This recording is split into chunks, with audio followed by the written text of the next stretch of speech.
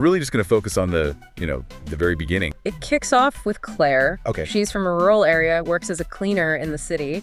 But then her grandfather wants her married, her father's sick, so she agrees to this really quick marriage, like immediately. And she marries this guy, Gerald. And almost straight after they register the marriage, he's off. Business trip abroad. He just leaves. Yep. But he does give her a credit card, no password needed.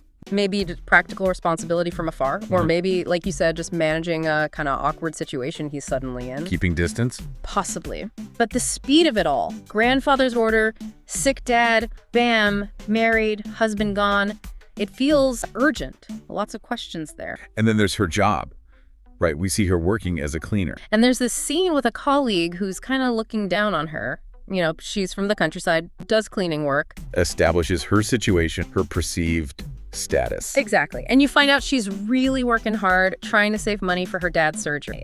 But here's where the premise really twists. Her boss, this Mr. Shea, he seems aware of her dad's condition. It turns out he's secretly paid the medical bills. Wait, the boss paid? Without her knowing. Well, without her knowing who paid initially. But the big thing, the core of this setup, the guy she married is Mr. Shea, her boss, the CEO of the company. No way. Okay, hold on. So the poor guy she married because of family pressure Is actually the rich CEO she works for. who just happened to go on a business trip right after the wedding. So that trip was probably, a convenient way to navigate things while keeping his CEO identity separate for a bit. That's some serious dramatic irony right there from the get-go. Totally. We know, but she doesn't. And we know he already knows about her personal struggles and has intervened. So the whole premise hinges on this secret, this huge gap between who she thinks she married and who he actually is. A cleaner from the country, married out of obligation to someone she assumes is maybe struggling financially or at least ordinary. And he's secretly the head honcho, wealthy, powerful.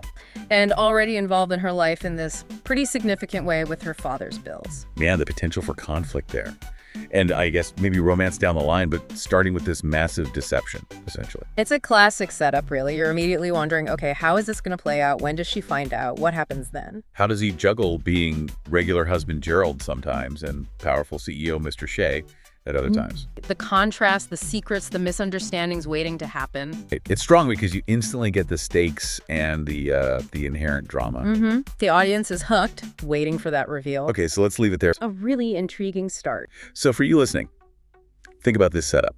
This cleaner unknowingly married to her wealthy CEO boss.